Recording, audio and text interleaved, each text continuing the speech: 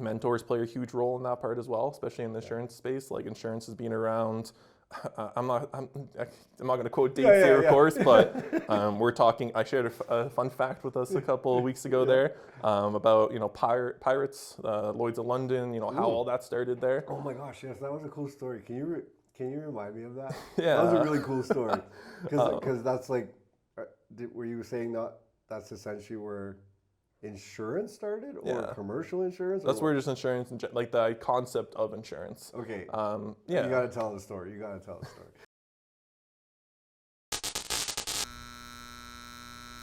I honestly did want to start by like talking more about what businesses don't, or not businesses, what entrepreneurs don't think about when they're first excited.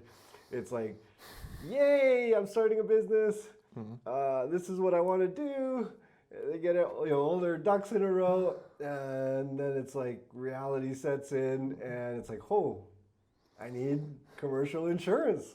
I mean, I know we can't go down like industry by industry, but just kind of like a general approach to how to think about commercial insurance, I guess. I can provide kind of two examples, I guess. Okay. Because you kind of have the approach of, you find out at the time of when they're asking for proof of coverage, and you're already behind the 8 ball. When you're in those situations, you need it now, so you know what the need and the wants, and so you're not really thinking about the why or what it actually does. You're just thinking about, I need it to work. Right. So the conversation's already starting off on not the idea of risk management or mitigation. It's more of just like, okay, I need coverage or whatever that means. And you kind of run into the situation, now you're short on time. You're not going to be able to get all of your options back. Your informed decisions are going to be less informed than you normally want. Right. So if you're able to do that in advance, like if the insurance person is the first person you talk to, whether that's a broker or a direct writer or however the insurance, that you're able to have those conversations with those people. You're able to kind of make a plan, and they provide their expertise along the way.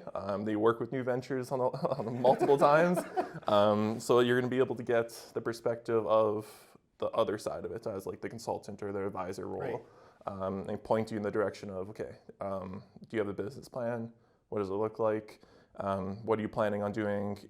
What's your, like, if you do hit all of your numbers and you go for growth wise, like how are you going to be able to keep up with it? Or because these are questions along the lines of, you're trying to vet each other out as well, because you're just meeting someone new. Because if you've never owned a business, that means you've never had a reason to talk to a commercial broker. Right. And the other way around, so like we're trying to make sure that when we get all of your information, our real goal is we're selling your business to the insurance companies to get you the best coverage and rates possible. And we go pretty in depth on that part. For the most part, the first conversation is probably short and sweet, just getting some basics, getting an understanding of like, hey, where are we going to go with this? Sometimes it's a situation of, you work in an industry. Insurance is the weird one where every insurance broker usually specializes in something. Okay. It could be, if you're newer in the career or you're in a smaller brokerage side, sometimes you're just a generalist where you don't really have a specific industry. But after the 5-year mark, you start to realize, oh, you're leaning one way or the other into certain type of businesses that you work with. Interesting. But so what's like a common, maybe common isn't the right word, but like, you mentioned, oh, okay, I get a call because I have a job tomorrow. What does that look like? Like, what do you mean when you say that? Like, what is something you've seen in the past where someone's like called you with that kind of a question? You don't have to name names. I'm just saying, like, situationally speaking, was it a certain industry that happens more common with that isn't thinking about it? And maybe what was the outcome, I guess, if that makes any sense? No, it's a question that gets asked when, so common industries, let's get started there, where a lot of times it's going to be contractors, whether it's, oil and gas, construction, if you're talking about some other like industrial side of it as well. Sometimes they're being long-term employees, and then now the companies are offering, hey, we'll pay you more, but you'll be a subcontractor. Right. And now you're in the boat of, you have 10 plus years of experience as an employee, and now you're thrown to being a business owner. Right. So that can happen a lot. During those times, it's a lot of Okay. trying to understand, have they signed already? Have they signed to something already? Or like, are we locked in on, how you're going to be operating? Yep. And then questions about how they're going to structure as well. That's a huge part. Like, again, I'm not the accountant, I'm the insurance person. Sure. So I always just ask in regards to like the liability side of it. If you're separating it out, if you're going to be a numbered company, do you have trade names? Like, these are all questions I need to be able to do applications. But those industries are the ones that I normally see in those short timelines. Yeah, yeah. Where it's Especially, like, I've got the contract, Yeah. I'm starting tomorrow, and now I didn't realize I needed insurance. Is it like Yeah. is it that they don't realize they needed it, or is and that's where like the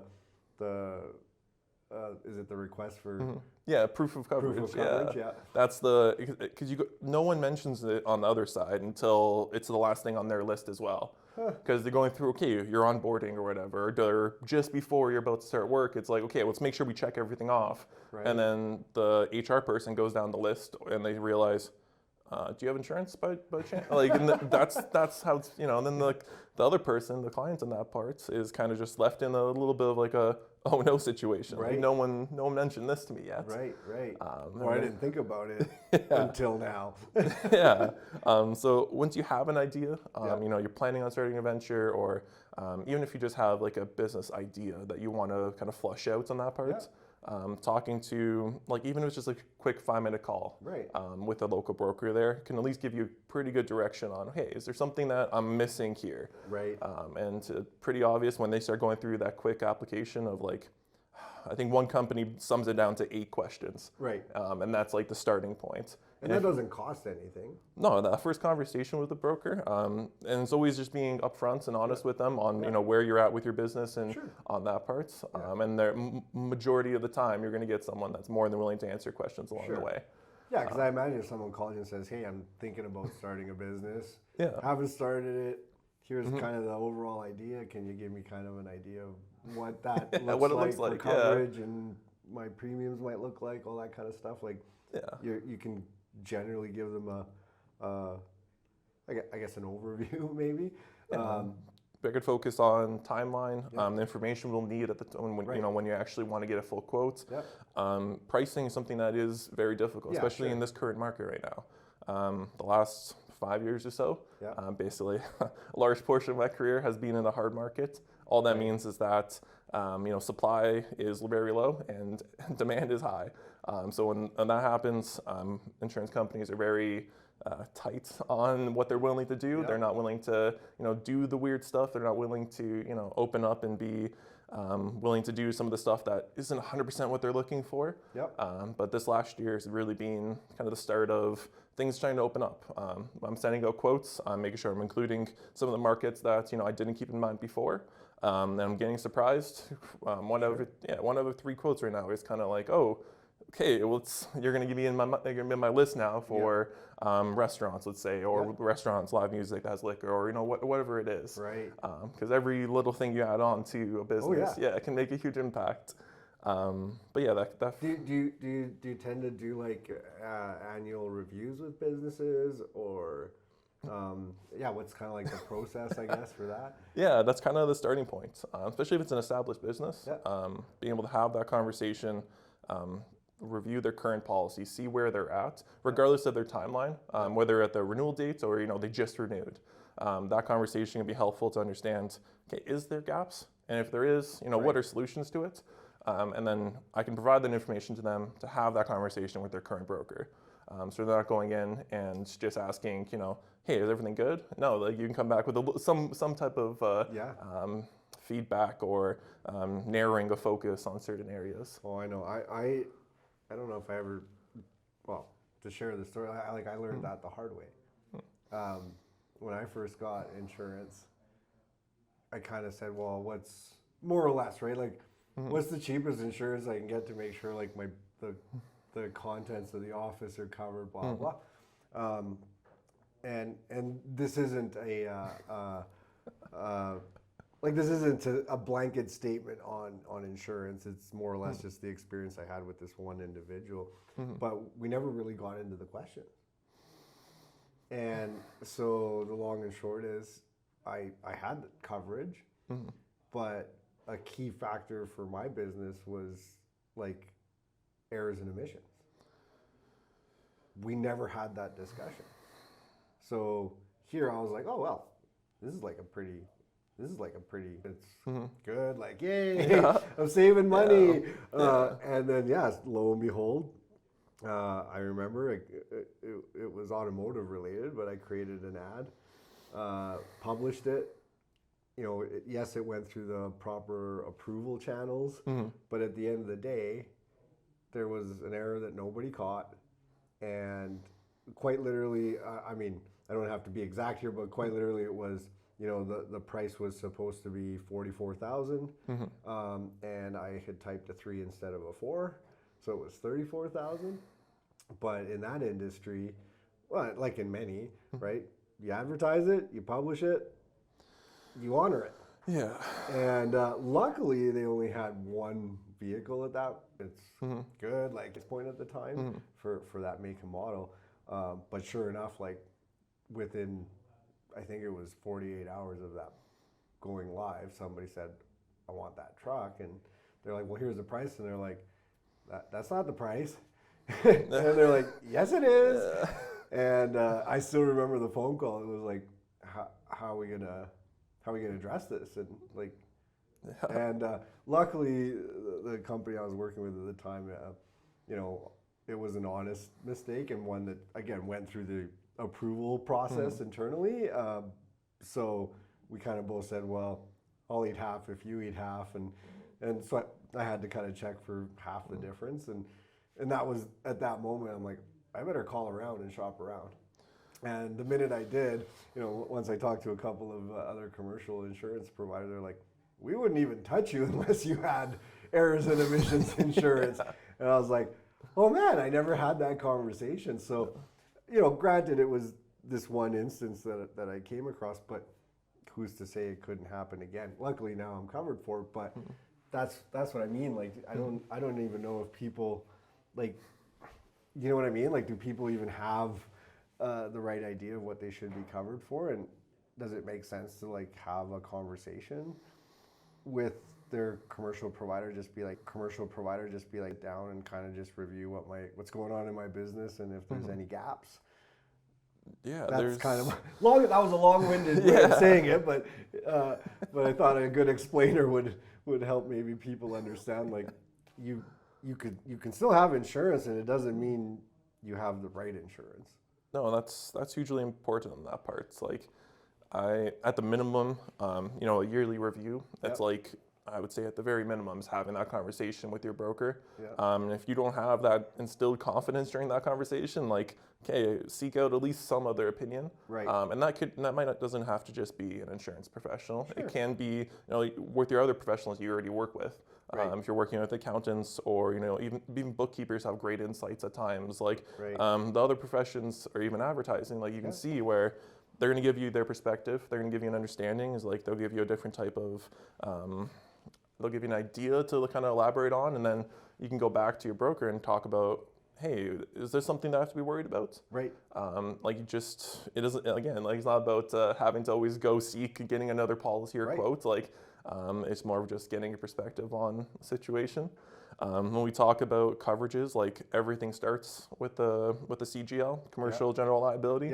And then that's the starting point, but it doesn't have to end there. Like, that's just the core of all commercial policies. When we talk about that, it's providing bodily injury, property damage. Right. That's what the CGL is. There's some sub coverages beyond that, of course, but that's the core. Then, if you're talking about, you know, financial losses to your clients, that's errors and omissions, professional liability. If we're talking about instances where, you know, you have a loss, or sometimes even your client has a loss because of a cyber incident, that's a whole nother conversation as well. If these aren't topics that are being brought up, sometimes it can be internally. Sometimes the broker just looks at the business and be like, okay, this is what the direction I feel like coverage-wise we'll need to explore. But at the very least, these are questions geared towards those coverages need to be asked. Just to determine, okay, is there any exposure? When I talk about, say, even on the smaller side, we're talking about like a one-person photography business. Right. You're talking about taking photos of people's most important moments. Sure. Now, what happens if the data gets corrupted? Or what happens if you're not able to deliver, what on like your service there? Yeah. Like these are, CGL is the starting point, but it's not But you need to build off of that. And as long as the client has the information to make that decision, that's the main goal. Like I'm not going to be able to force anyone to take the coverages there, Sure. Unless it's not available without it. Right. There are times when, there are times that hand in hand, like you mentioned, you talked to another broker and they're just like, we wouldn't even give you a policy without it. Like that happens in certain industries, but. And that wasn't a negative to me. I mean, granted, like, yes, obviously my premiums went up. But, just like we say, I think at the end of the day, having insurance is about paying towards peace of mind that you hope you never have to use, per se.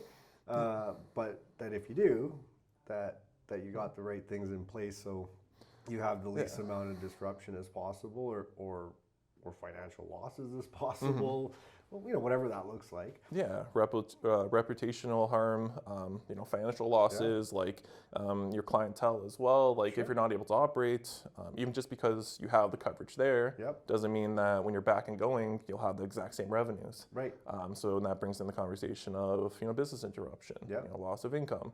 What works best for that business as well? Because I forget the number now, but I know there's at least like 8 different options just for business interruption on combination of, how, when, how long, like how much, what type of coverage and what instances, like salaries, no salaries,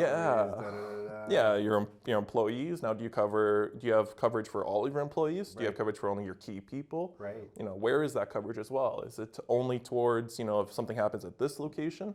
And if you have 3 locations, what happens with your key person had to go over there for a period of time. Now he's there for a long period, but then it never got updated. And then, this is the part that fascinates me. Like, and your brain works in an amazing, and your fascinates me is because, it's crazy the stuff you honestly can't even think about. Like that as you, especially starting a business for sure, like that your brain doesn't even wrap around like the layers of possibilities. Again, not to say that you have to have coverage for everything, again, depending on the situation, but I just mean like most people can't even wrap their heads around like the scenarios that that insurance has already essentially predicted, for lack of a better word. Maybe that's the wrong word, but I'd say insurance companies' number one job is to give a risk assessment of an industry and a business, and that's the calculation to which they have an expectation of what could and couldn't happen. So I feel like insurance companies are like way ahead of any business owner thinking about all the possibilities of like and not to like bore people, because I get it, like I feel like insurance and taxes are like probably the least sexy thing to talk about. But hugely important for sure, right? Like, examples could play a huge role in there too. Being able to have a conversation, not just be super technical on it, be able to relate it to real world experience on that part. I love that you said that, because I feel like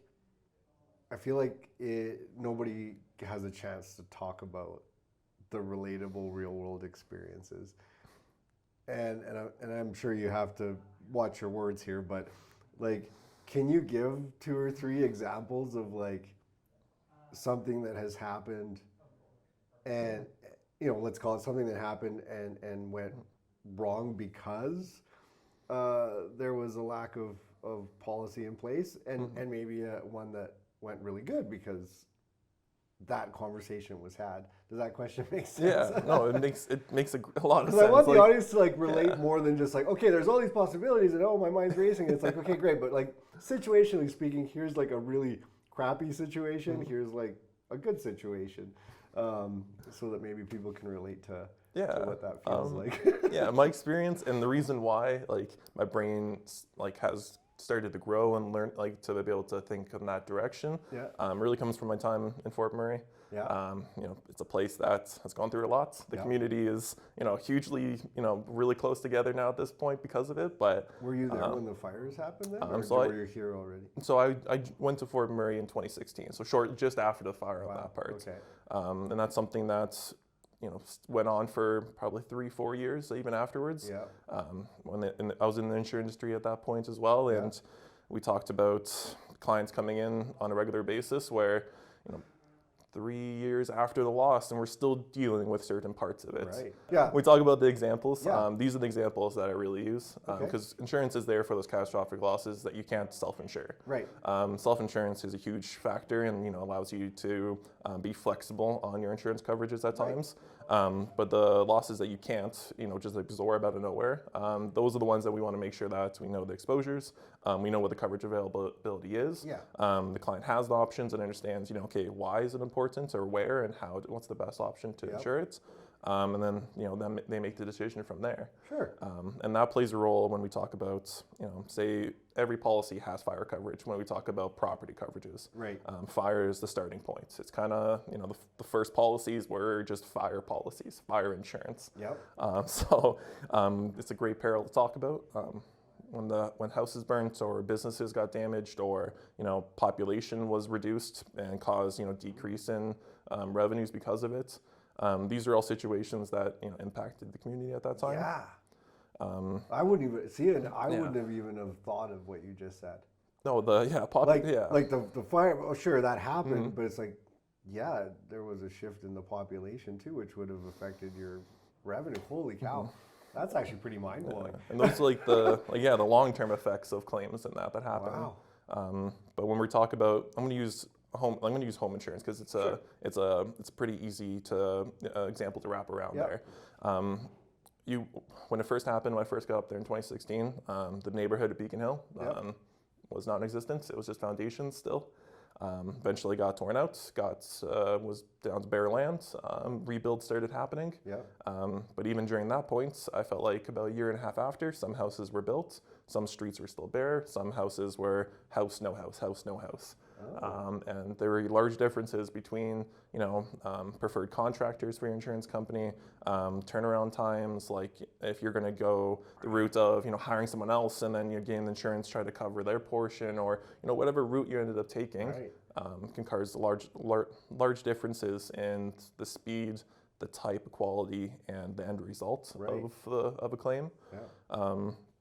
So when we talk about like the success stories, there's some people that were able to, have that first conversation. The moment something happens, you go through your process. Anyone's injured, is there anything, immediate dangers? Like take care of that stuff. But then calling your broker right away and starting that process. Even if it's just a heads up, like hey, potentially something can happen here.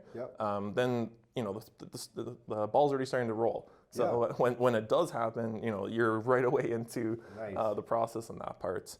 The fire was one of those. It wasn't out of the blue. It was something that happened. It was monitored, and then wind changed and caused sudden changes in the path and that. So there was a known issue. It's something that claims-wise, I feel like a lot of insurance companies were trying to prepare to the best of their abilities. Afterwards, a lot of insurance companies were there on site with some type of support team to help process some of it. But that's one of the larger cases where you have the full force of these across North American companies that be able to bring some support. And I feel like a lot of those were success stories, and some of them not so much. We've had, unfortunately, there were some people that felt like the insurance was a bill, and there are times where those conversations are more geared towards, okay, this is why we have it in place, and even if they're making a decision to, say things are tight, the economy at that time was, was already in a downturn before this was happening up there. So we went through coverage recommendations, changes of, deductibles, the self-insurance part of it, looking at, coverage options and what's available out there. And some clients made the choice to cancel their policy. And this is something that isn't common knowledge, but once a fire is within 50 kilometers of where your house is or where any of your property is, Yep. no one's going to provide insurance. And even if it's 49 kilometers away, and Yeah. some companies can be even closer or farther, but 50 is kind of what we see standard-wise. Yeah. No one's providing physical damage coverage on your stuff from there. So if you've made the choice to cancel or remove, or say you have a truck that's parked out back that you don't want to insure right now, and there's no coverage on it currently. Right. You can't just call and be like, "Hey." Yeah, they'll give you liability coverage. Yep. They'll give you for vehicles. Yep. You can get liability to legally drive it. Right. But if it's a project vehicle, or it's a half-built house that you've been working on for the last 8 years, there's a lot of situations where now you're trying to figure out, what do I need to do now? Everyone knows there's a fire. Everyone knows, even nowadays, now especially, everybody knows what could potentially happen. Right. And it even depends situation where you live. There's flooding. There's this. There's all kinds of if you're living close to the coast. Exposures is this is something that. So are you saying, again? I know you're more on the commercial side, but how can someone not have coverage? Is that just based off the fact that they own a property, say, outright? Or because wouldn't the bank require you to have coverage, in terms of house insurance? Yeah, so and this goes for commercial properties as well. We're talking about commercial buildings. If there's any type of lending, they're going to want to be added as either additional insured, or they get a notice of cancellation for 30 days beforehand or something. But most of the time, we're talking about post. We're talking about mail. We're talking about a letter being mailed to a head office somewhere and saying, "Hey, a policy's canceling here." Right. So the timeline between the lag there, and if it gets lost along the way, your mortgagee or your lender may never get the notice. Right. And then now. But they would technically get notified. Yeah, there is a lot of So anytime you buy you purchase a finance vehicle, your lender wants proof of coverage. Right. You purchase a building, a mortgage, or anything like that. Anything to do with lending, if it's not insured, you're probably not getting the lending in the first place. Right. So that's where they have standards to be notified, to get proof of coverage. Usually you get a call every year. Hey, we just need your updated renewal to make sure that the policy is still in place. But there are companies out there that that process can fall through the cracks. Right. And then you make a decision without understanding some of the larger consequences in that part. Case in point. And exposures are one thing where every town, postal code, city is going to have different exposures. When I moved here originally to Lethbridge about 2.5 years ago, realized really quick, okay, fires wise, we have large fields, but there's a lot of access to them. So even if fire's coming towards the city, there's a lot of availability to be able to prevent it, from spreading. Okay. That's one thing a Formac didn't have. They had a large, I think it's boreal forest with thick moss, and that stuff, it spreads, stays lit, and very hard to put out. Right. I think the fire was burning for months into the winter, even underground. So tree roots and things like that were still, So even after, well and deep into the winter. You don't think about how long that can actually go for, hey? Yeah, wow. So location plays a huge role, but every spot within North America has something unique about them. Sure. Lethbridge, it's called the Windy City for a reason. So we talk about wind, we talk about wind gusts, we talk about what the exposures are of that. If we're talking about commercial buildings, we're talking about glass, doors, buildings. We talk, roofing. We're talking about items around your building that could be affected by it as well. Trees, lovely place. Lethbridge has amazing old growth trees, but at some point it's going to let go. It's not an if, it's more of a when. Telephone poles, tall signage. Right. You get a 90+ kilometer gust of winds and something happens. Well, okay, what's the exposure there? We just don't think about it because we'll golf in that weather. Right? Yeah. No, you just use your 3-word and just hope for the best to get it out. Yeah. So yeah, like people are used to it, but I feel like I'm seeing a lot of now, like even on Third Ave, you drive down the Yeah. amount of roll shutters that are going in front of windows, Oh. because when you have those large winds and it picks up an object, and it's now you have a projectile Yeah, in, coming towards it. If it breaks that window, like okay, this is the claims process and the risk management and planning. Yeah. But if your window's broken and that's up a windstorm, like how are you going to seal it? How are you going to prevent it from causing further damage? Like those type of items. And then the people that have those roll shutters, it's like, oh, now you have a plan in place. It happens, roll it down. Yeah, you've got some. Not, I guess that's not preventative, but it's. It's hugely preventative though, because you're not just stopping the wind damages, of course. Right. Most of the time, I feel like their perspective is on the theft, of course. Right. Vandalism and that. Sure. But it does play like a double purpose. Like like you said, you can't like if you're going to be open for business, you're going to have whatever your roll shutters up. You can still have the damage occur because you're open, but like you said, it's like now you have something in place that if that happens, there's at least an actionable item that can happen that it's like quick and now to mitigate for any further things to kind of snowball from that occurrence, right? Okay, that makes sense. And the onus is on the client, and when a claim happens as well, is to try to prevent further losses from happening when something like that occurs. Right. So. Example, we have something goes through the window. Now, if it's a windstorm and it's raining, okay, how are we preventing water damage from happening now? How are we taking that extra step to mitigate it from becoming worse? And that's always the first step. Is like, okay, make sure no one's injured, no one's harmed, and we take care of that. Sure. We make sure there's no immediate other dangers like something else like you smell gas, or there's going to be a fire, there's a flammable liquid, like those take precedent. But now we're trying to make sure that it doesn't become worse than it needs to be in order to speed up the process on both sides. So boarding up your window afterwards as soon as possible, or calling a contractor and being like, hey, we need to do some preventative stuff here right away. And most of those times those items are covered under a policy as well. Right. You might pay out of pocket at first, but there's an avenue to get some reimbursement from it. But those are conversations to have, because some of the buildings here in Lethbridge could have 30-foot glass faces, right? And it's most of the time engineered to be strong, Sure. to be it's a withstand building it's a building material being used, Yep. so in Lethbridge, so it knows it has to be able to withstand stuff. Yep. But it's still an exposure. It's still something anything that can still happen. Yeah. And if it can happen, it generally will at some point. Insurance. Yeah, that's the one thing. It's like it's not a if, it is a when. Yeah. But that when it does happen can be something very small where you just pay out of pocket. Yeah. Or it can be very super severe, and now you're talking about okay, if you don't have the coverage, you're toast. Yeah. And if you, not in a bad way. No. That wasn't in relation to fires. That was.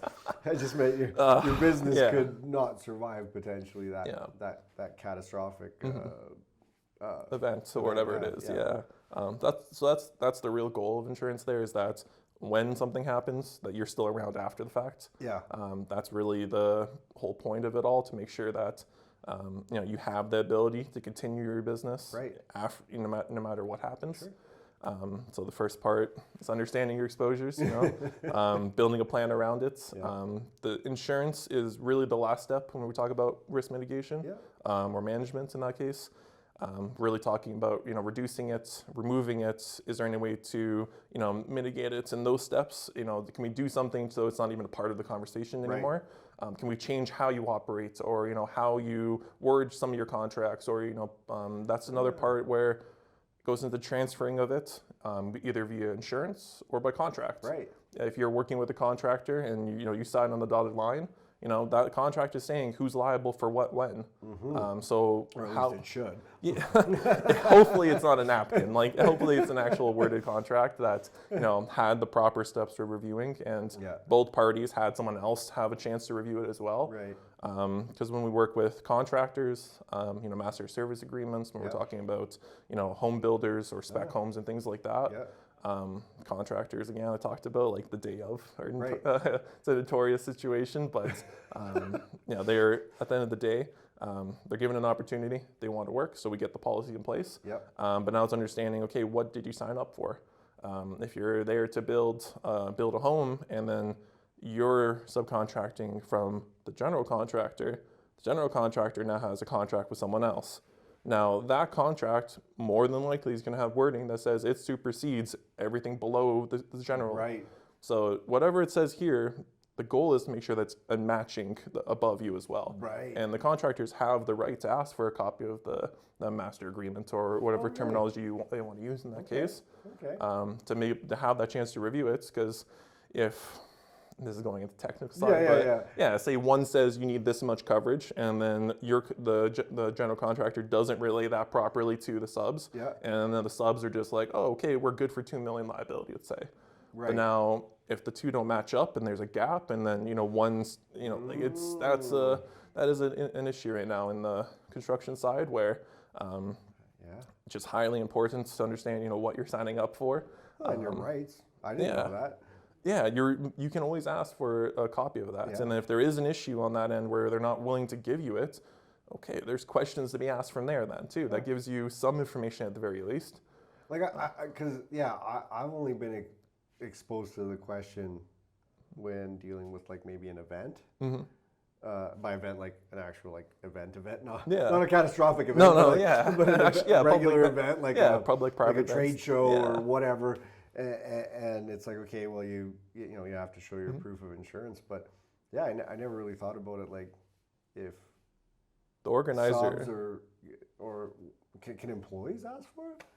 So that's where like insurance policy extends to your employees of that entity. Yeah. So the policy inherently is already providing coverage for them, but that is something that as an employee, like this is like I feel like do they have the right to ask for it? I guess, or just like employee asking to the employer, and it's been like, hey, are we insured properly for this? Yeah. Maybe not even properly for this, but like even for them to know if something were to happen in their department or something like that, like that the business actually has. I don't want to say the right coverage because that can be like.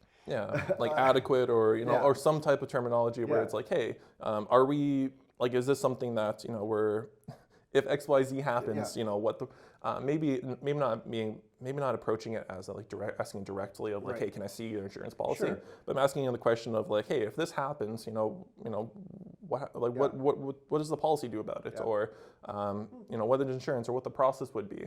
Now, normally that's part of your like your standard operating procedures. Or your workflows, your plans. Something like you take an account of those steps along the way. Working with safety professionals and going down that rabbit hole is something I find enjoyable. By the end of the day, I know that can be very like technical and monotonous, if that's the right word for it. Well, trust me, I don't.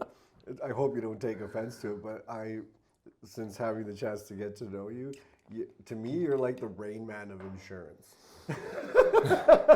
Because your brain just like sees so much.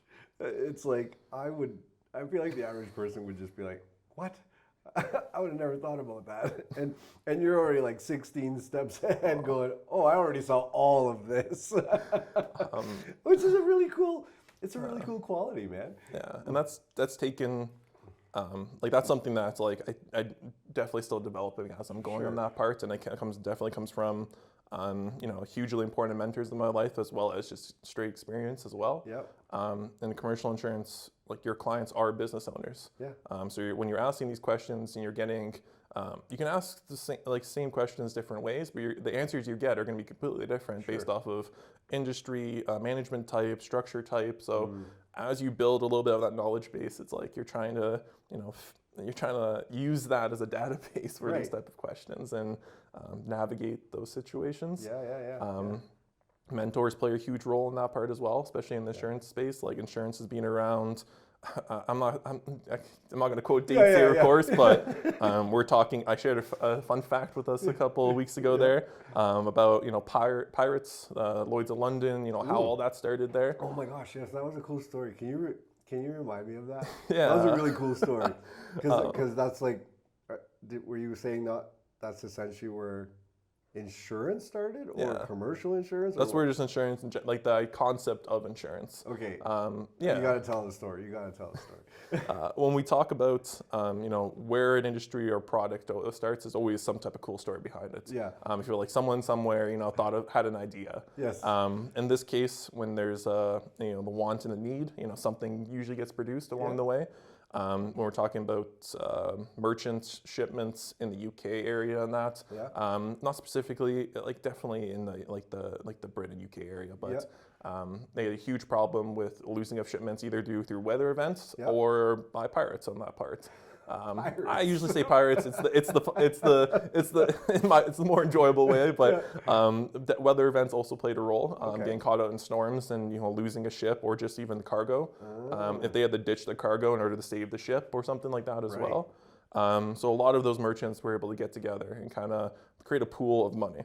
So this is kind of like the first idea of self-insurance. Like a cooperative or something. Well, that time a cooperative. Yeah, because it's not so much of like a third party providing you insurance. It's more of like you're self-insuring together and you have a pool of money to do so. Right.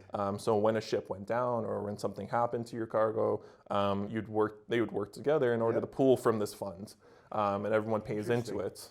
That's kind of the concept of like, what's the term? I should know this one off by heart. But the losses of the few are paid by the many. Okay, it's the idea of, everyone pays into insurance to be able to have the funds available when something does happen. So you are paying, you might pay, 40, 50 years claims free, nothing ever happens. But then, there's 15 other people that have had catastrophic losses that impacted their business, their home, their livelihood, or whatever it is. And insurance is able to, step in and replace it. So piracy is essentially where Lloyd's of London, am I saying that right? Lloyd's it's still around to this day, longest active. Basically, I don't want to get it wrong on the terminology of how they what they actually are, but they are one of the largest providers on the liability side of it, and that's what we use them a lot for. That's something that's they do a lot of reinsurance as well. Like there's a huge list of what they have their hands in on that part. But that's wild, man. It's a cool story just to hear that. Literally, I mean weather being part of that too, but just that it kind of ties to piracy and the need to cover that and to create that cooperative to help when that happens I mean, maybe there are some people that haven't heard, but that's a pretty prominent name. That even if you don't know what they do, you've heard the name Lloyd's of London. It's a popular name. The story attached to it, some know, some don't. But at the end of the day, they have been able to take that concept and provide it to worldwide on that end. And basically, that I feel like insurance was really one of the largest steps towards growth of the economy side. Right. I know we were talking shortly before there about without insurance, there's no lending because if you can't guarantee that whatever you're lending towards, is going to be there no matter what. They're very reluctant to be able to provide. A shipment. Yeah. No. Yeah, exactly. Wow. Yeah, so that plays a large role on that end. People think about it more of the insurance lets me do work, but the concept is farther than that. It's more about just making sure that yes, it provides you the ability to work on a job site or operate a business or sign that lease or provide whatever requirement you're looking to have there. But it really is more about just making sure that when the worst happens, you don't have nothing to worry about because there's coverage for it, or a plan in place because there are times where there are things that just aren't feasible to insure, or there's times where you get all your quotes out and you understand, okay, I'll make sure that the main exposures are insured, but a couple other things that you feel aren't as important, you at least have a plan or some set aside funds or something like that. Right. The large corporations that are out there, a lot of them do a lot of self-insurance when we talk about, say, physical damage for vehicles, but that takes a large amount of capital to do that. Yeah. But you can and use. they're essentially creating their own money pool Yeah.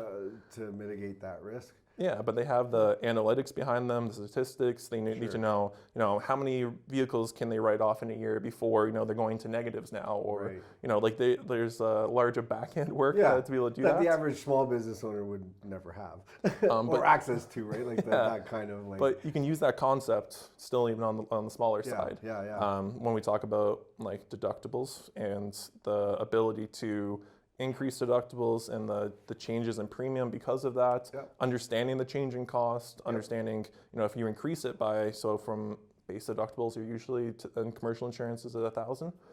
So if you increase it to 2,500 or 5,000 or 10,000, that can change your. Yeah, and how much premium impact does it have? How many years of claims free would it require in order for it to pay for itself, essentially? Right. If you increase your deductible, now you have more risk. So you need to build a plan in order to make sure that you can pay for that deductible when something happens. But also pay for stuff that's under that deductible, because now if it's under, say, 5,000 is your deductible itself. Anything under that you have to pay out yourself. Right. Yeah. So if you have a situation where XYZ happens because of an ad, you would, if it's only $2,000, now you have to have the funds available just to be able to pay out of pocket. But it is a conversation because it can be helpful when we talk about. That made me think of something, and it may be a dumb question, but I don't think there's such thing as dumb questions anyway. What about is it important for someone to reach out to their insurance provider when they have a change in their business? And obviously, like, I get that from a product or service offering. Does it change at all from your financial exposure as well? So this kind of ties right back to your first question or previous question as well, where what are the situations when there isn't coverage? Because you might go through the whole process and you might have the best coverage available at the time, but there are terms and conditions aren't exactly the word. It's statutory conditions on that part, but the common ones when we talk about are misrepresentation. If you go into an insurance contract and you misrepresent what your business really does, that's you're avoiding. It could be a potential voiding of coverage. The next one is material change in risk. We talk about if something changes that drastically impacts how you operate or what you do, and that's a very loose term. Is like what do they constitute as a change in risk? And so when you are planning on making change in services or different location or anything that has anything to do with like how you operate and it's different than what you originally were when you got your policy. A 5-minute conversation with your broker can avoid a lot of headaches along the way. Because say if you're, that's a great example actually on this one. On the smaller end, when I started my career, there's a client that I have an example. He was a small time, one truck, one trailer landscaping. That's something on the small side where, exposures are really just about, equipment, vehicles, things like your liability, things like that.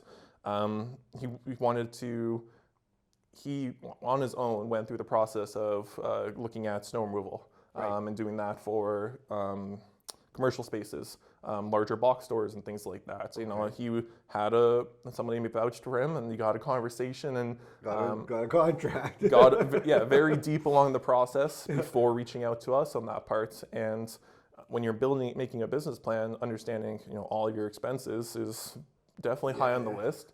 And snow removal being a high risk exposure, not every company is willing to do it. The ones that are usually have rules and requirements in order to do so, and premiums are usually going to be on the higher end that you would expect. Especially when you're working on large commercial exposure and your contract values start getting quite high. Then we're not talking about like the smaller insurance companies that are willing to do like the the residential or some exposure for commercial. We're talking about the large providers that sometimes have minimum premiums, as in regardless of what like the starting policy is X price, because anything below that's they focus on providing programs. XYJ type of coverage that must be met. Interesting. So again, the change of business I get, and maybe a lot of people don't, and that's important to know. But again, does financials play into that? Like, again, maybe this is a dumb question, but like, let's say tomorrow you're my insurance provider, and I've got my coverages, whatever. But tomorrow I decide to go take out a loan, whatever that might be. Is the loan is like a loan in and of itself part of risk, or is it more or less like if I was getting a loan to again change or add a service offering, and how that changes like the material structure of the company? So again, if I'm synthesizing that, is it more about, doesn't matter where the money comes from, it matters what material change you might be making in how your business operates, or does having that financial risk now attached, or maybe not risk, just the loan component of it being attached, does that also change how you're being considered from like an insurance provider? Yeah, exposure is one of parts. There are some products within the insurance industry that are financial based. Okay. When we talk about builders, we're talking about surety bonds, setting up facilities and that's essentially like a three-party agreement between the client, their client, and the insurance company, and they're basically providing a guarantee of funds if something happens. So like the finances do play a role in that part. If we're talking about more of like the small to medium enterprise, when there is a loan that's in place, there's of course exposure, especially where that loan is attached to. Is it unsecured? Is it secured? Now, if it's secured, what is it secured to? If it's secured to a building, now we want to make sure that that the building they are listed as on the policy, because they're going to be their first requirements, and I already know that email is coming through very quickly shortly, and making sure that we're meeting their insurance requirements. And say the client made an informed decision to insure the building one way, and so that way worked when there wasn't a loan attached to it. Say they decided to do a different coverage type or a different replacement cost value or whatever ended up being there. But now that there's a loan attached to it, they're the first ones getting paid. So how much you get is going to be affected by that. So we really need to have a look at, okay, that might have made sense for the client at that point in time, but now we want to make sure that regardless of what happens, that we're covering all our bases. So our recommendation, our base recommendation is always to make sure that, it makes sense for their situation and coverage availability, and what we can provide that we feel like will bring them back to where they were. So like indemnity is the word there. It's bringing them back to where they were before the loss. And then there are options below that, but that's always going to be based off of just situational with that client. But when we talk about loans, specifically coverage recommendation and what the loan company is requiring. If we're bringing it over to the financial wise, like if you provide a service and say we insure it, and your business plan said you're going to make say 5% more gross revenue because of it. You're 6 months down the line and you've quadrupled that. That plays a role into the policy as well, because that is a change in the risk, because we use gross annual revenue as a factor to determine your liability rating. All that means is, if you're making $50,000, your exposure is different than you're making $500,000. The amount of work that you're doing increases. Your revenue is a great way of understanding. Okay, how much exposure you have. How much business this company or person. So that's that plays a role on directly correlated to your liability itself. Interesting. So that is a change where, at the time, you tell us you're making 1.2 in revenue. Perfect. We can go through the process and get a quote for that. Does history play a role in that then, I guess? Because, how would that, or is it on the customer to, how do I ask that? Okay, well, just simply put, say you're a business and you're doing $500,000 in revenue. And like you said, you got your coverage in place, yada, yada.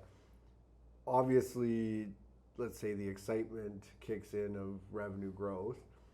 I would say that the last thing on a business owner's mind would be I doubled my revenue, I better call my insurance company. And also, that doesn't necessarily happen overnight either. But that might be where you're just making, whatever, an extra $30,000, $40,000 sale a month of some kind. And now year end came and you're like, wow, that's awesome. I doubled my revenue. Are you saying that within that change, like you could have exposure? So you're increasing, the revenue is increasing, so you're increasing the amount of either services being provided, products being sold, or however that's being generated. So you're increasing your exposure in that case. Yeah. So the policy, and especially if there's a large change in that, then that's where we want to make sure that that's why yearly reviews are really the minimum. Yeah. Because depending on your business interruption as well, sometimes you have to get financials every year. Right. Depending on the type of coverage. Yeah. And even if you don't, understanding what those financials look like, does play a role because it changes, the recommendation for that coverage. Sure. Sidetrack. Yeah. Coming back over to when we have a sudden increase in revenue, it's either coming from a steady increase week after week, or peak season. Sometimes you have you sell XY product during this time of year, so you stock up a bunch, and now you have quadruple the amount of product that you usually have. So stock coverages, you want to make sure that either your limit accommodates that, or your policy has an endorsement that allows automatic coverage for peak season increases in that. Cool. See, there you go. Okay. Yeah, so there are options to kind of work through that as well. So you're not always paying for your peak amount of stock that you have on there. Would you say though that most of the time it's a not issue, or in terms of that growth, is the part where percentage wise is 70% of businesses basically, even if there's been an increase, it's well, they would have been covered had something happened. It wasn't like they were fraudulently trying to do something. It was there was some business growth. I guess where I'm trying to go with it is, how would the business owner or a business person address that growth? If there's going to be a large impact based off of it, it's known beforehand usually. Yep. Industries, I'm going to use restaurants as an example here. Okay. If you just sell food, you just have food and non-alcoholic drinks, every company has an option base essentially. There's most insurance companies are willing to provide some type of policy or package available. Okay. If you include liquor sales, now they're asking, okay, how much? How much of your gross revenue is coming from liquor? And once you hit certain thresholds, some companies are going to start saying no very quickly. Really? So nightclubs, when they're talking about majority of their revenues from liquor, when you're talking about nightclubs, pubs that are more geared towards the liquor sales. So it depends on where the revenue is coming from, of course. If you start a policy and XY company is okay with a 20% your gross receipt coming from liquor sales, and now out of nowhere or because of an event or something changes along the lines, and now you've doubled that percentage, it's hugely important to have that conversation. Sometimes the result isn't as favorable as we would like. Sure. We have that conversation. We get notified. We talk to the insurance company and let them, hey, what do we need to do, and to make sure that this isn't an issue. And there are times where they come back to us and basically saying, hey, you have 30 days to insure this somewhere else or something like that, because it's outside of what they're willing to do. Now, if I haven't, luckily, I haven't gone through a claim situation where that was a factor in the consideration of coverages. But I can see how, because there can be blips, right? The first thing that just came to mind, and just staying on your restaurant pub scenario there. And I'm not trying to put you on the spot either. But so I don't know. Let's say the NHL playoffs right now. It just happens that we've got the Edmonton Oilers. So there's got to be a significant uptick in revenue, both from, obviously depending on the business, but let's just say liquor sales. If we're using restaurants, on these applications for restaurants and hospitality wise as well, because this can extend to hospitals, not hospitals, hotels, hotels, lodges, bread and breakfasts and things like that as well. On the applications, usually when we ask, hey, do you have live music? Do you have, pay-per-view events? Do you have, do you have situations where things like that can happen? Some companies are okay with it. Some companies aren't. Some companies are okay with it and want to know how much so they can make a decision off of it. But when you go through and get coverage through a company, understanding okay, they're a great option right now, but when we talk about your business plan, where do you see yourself in 3 years? If you know your liquor receipts are going to be surpassing, or and this is a very specific example, but that's why we ask about future wise, like what are your plans to make sure that do we know we're gonna have to move this policy to another company because once you start doing XYZ, they're not gonna be able to provide us the coverage we need. Like that's part of that. But that event, like because it happened, and it's not unfortunately for recent history of Canadian NHL has not made it that far in the playoffs, right? And now you're there, and it's like, oh, this is explosive, or like that would be something that would be like tough for like the business person to plan for. When you say like live events is taking already that into, or maybe not live events, like pay-per-view or televised events. Yeah. Is that already taking some of that risk into account, or is like in this case like the Oilers making it to the playoffs and your liquor sales now doubling, for the next 2 weeks, like that's already being mitigated within that, or that is considered like here's like an event.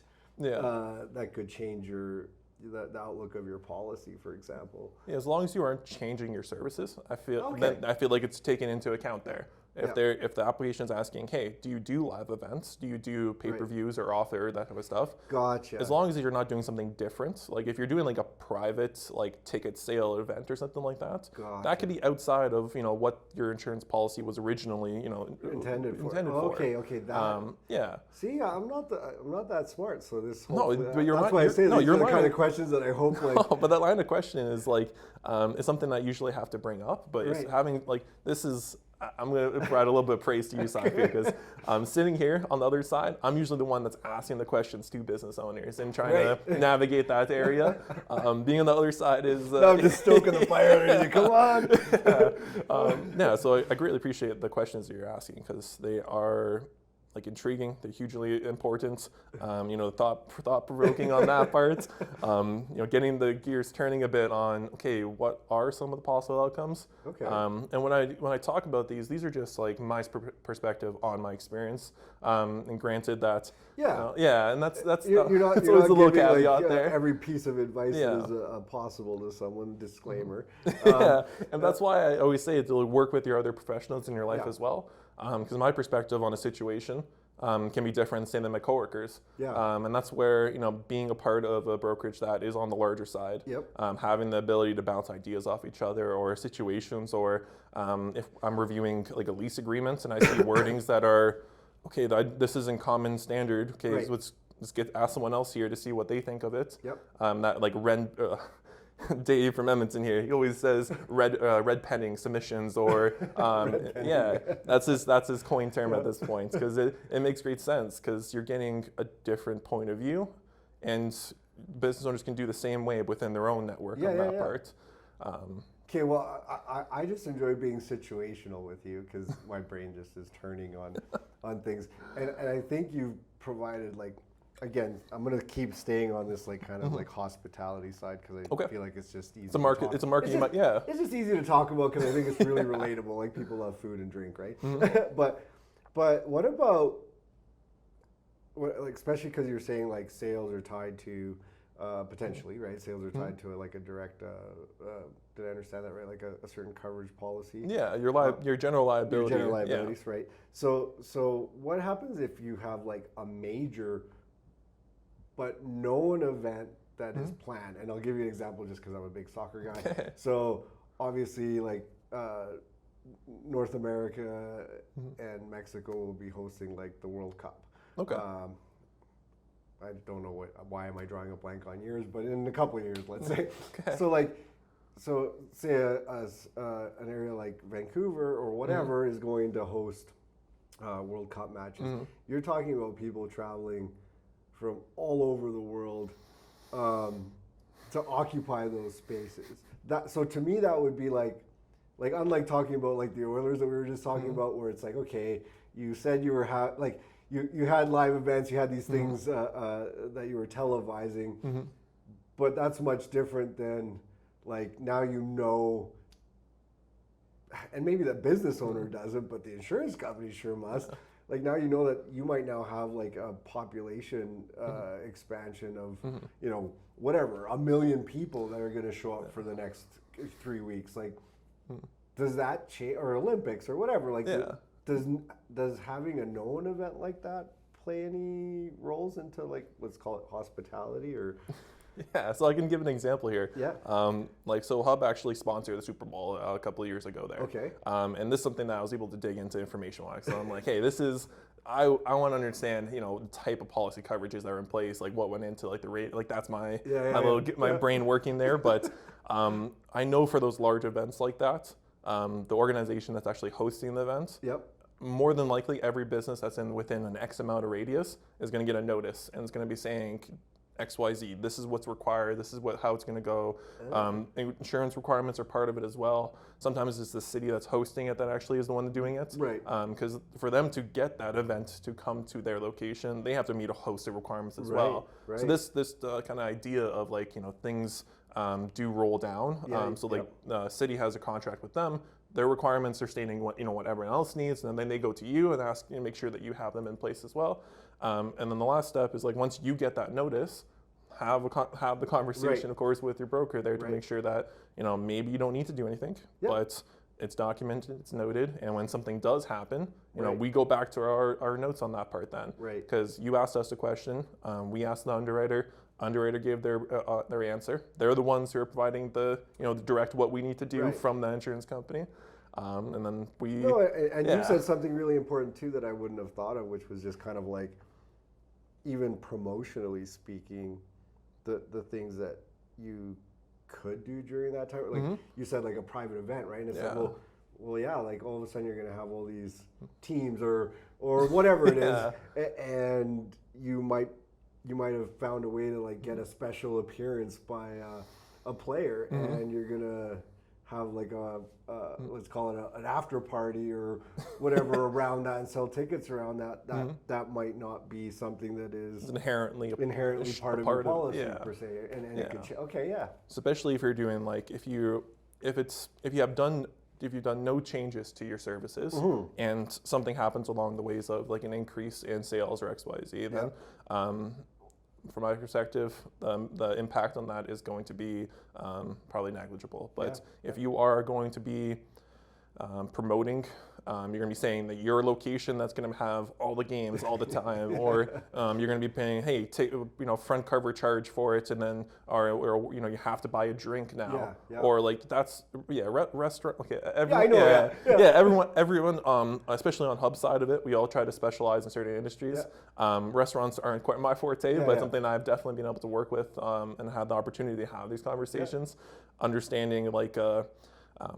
When we talk about those promotions, you know, you're encouraging someone to drink, even if how you word it as well. Like you were saying, non-alcoholic or alcoholic drink, or, you know, things like, there are changes in that part of, you know, how we go about it on the insurance side. Because every renewal will have to go through a renewal process, and that's usually going to be an application that's just going to make sure, hey, has there been any changes?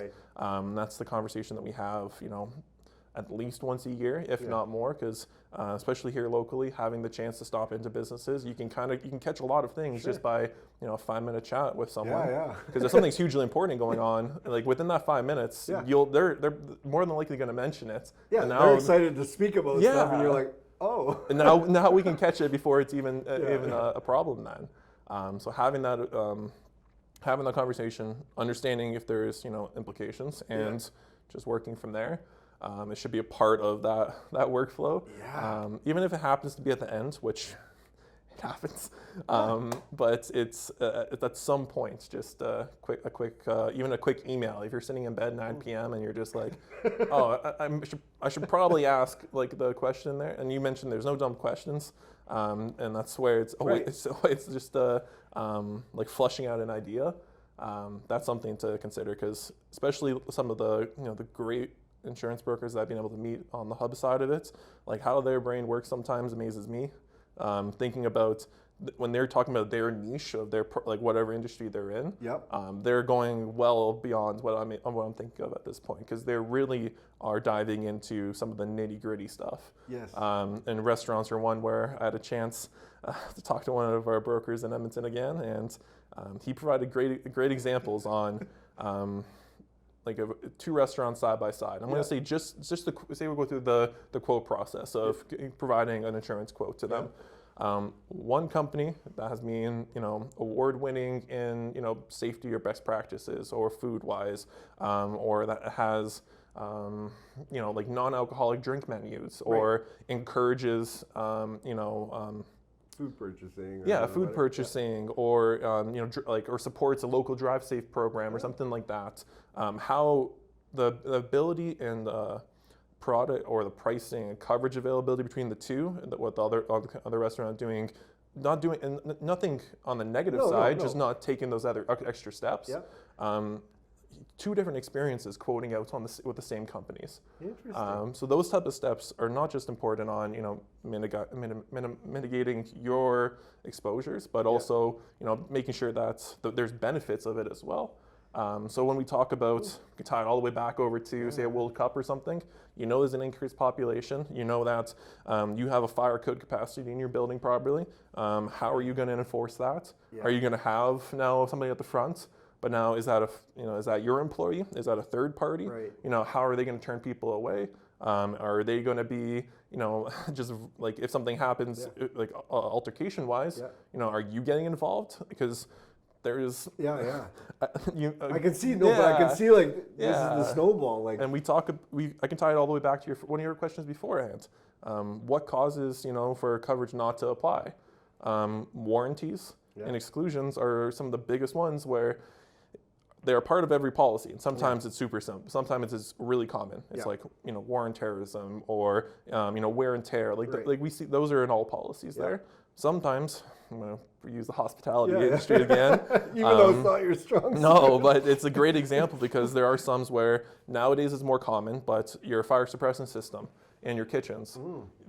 Most companies are requiring every 6 months inspections, regular hood cleanings. If those aren't taking place, when they go check that little ticket that's strapped to the pipe where the switch is to turn it on, and it's not written down when it was last inspected, and there's a fire, that fire might not be covered because of that. Because there's a specific warranty for it. Warranty basically is like if XYZ isn't done, coverage isn't provided for this. And then the exclusions, where a common one on the hospitality side is forcible ejection.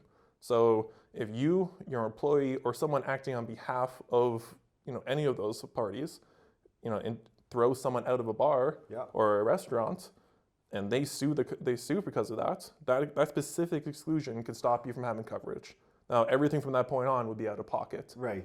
And that's So there are when you look at your policy, really narrow down into where your warranties are, if there is any. Sometimes that one is situational and industry based, but exclusions as well. Right. I'm going to use another example here. One of them that can be hugely impactful. Anything to do with it's a topic that anyways, anything to do when we're talking about when children are involved. Right. We're talking about playgrounds, daycares.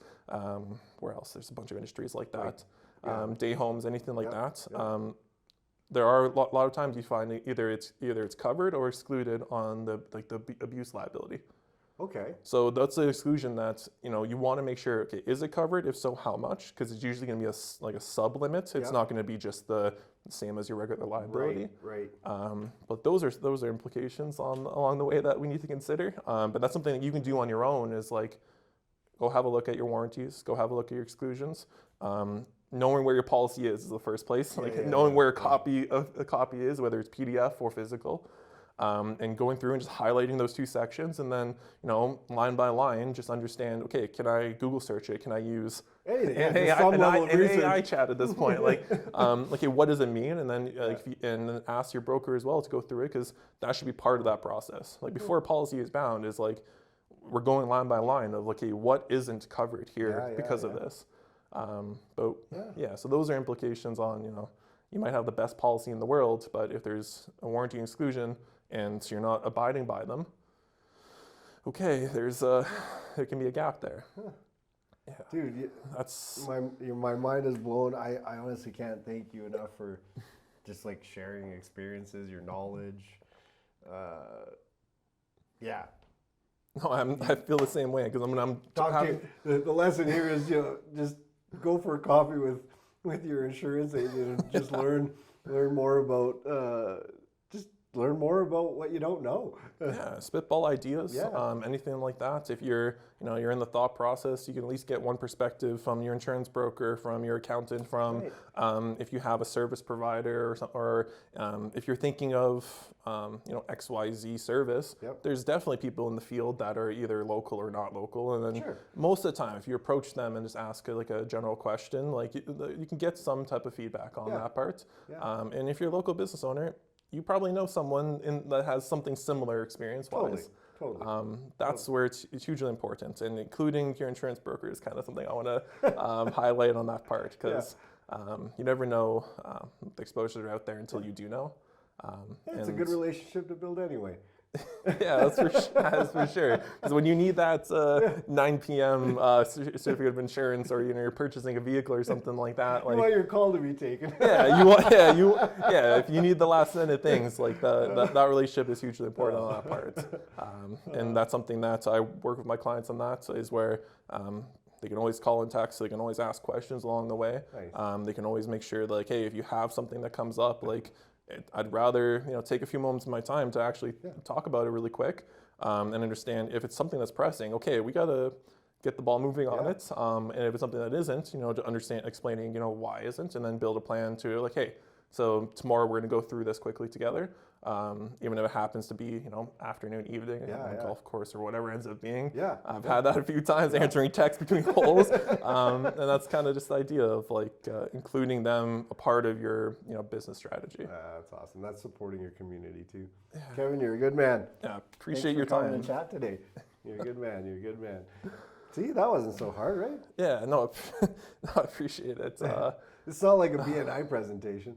No. You're like stuck up there in the middle and you're like, I got to talk about all this stuff. And At least with the BNI presentation now, I feel like I'm able to, I know that I need to narrow down my focus. Yeah. Like 10 minutes is 10 minutes. And it's hard. Yeah.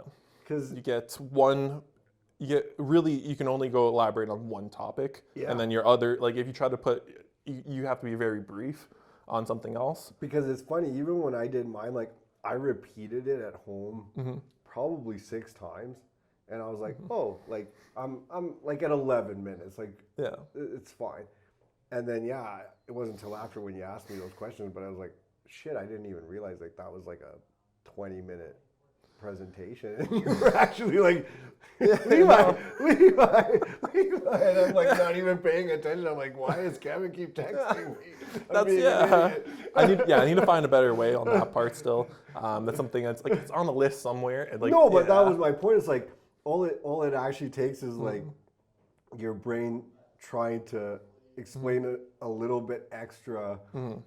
That one sentence just because you're in the moment now. Yeah. And now you tie that into like 2 or 3 of your little segments, and now you've added 5, 10, whatever minutes to your presentation without even realizing. It's very easily to do that. Like I know when I did my presentation, I try to talk about like facts-based stuff.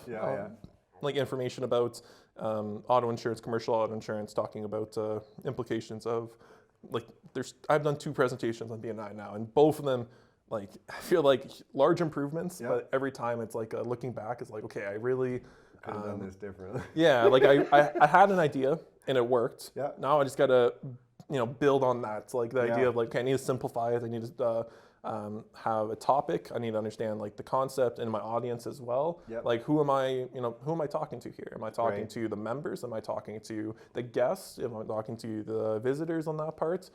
Is this information that I'm trying to provide to them and I want them to share? Or do I want them just to have, general knowledge? Right. I'm trying to get them to understand, about my business, about my service, about me personally. Like, I feel like the questions kind of build the presentation from there. Then the first time I'm just like, oh, I have so much I want to talk about. Like, let's talk about building coverages. Let's talk about like we're talking about contractors transporting materials, and like I bounced around like 4 different topics, and then That's true. Hey? yeah, delivery. Yeah.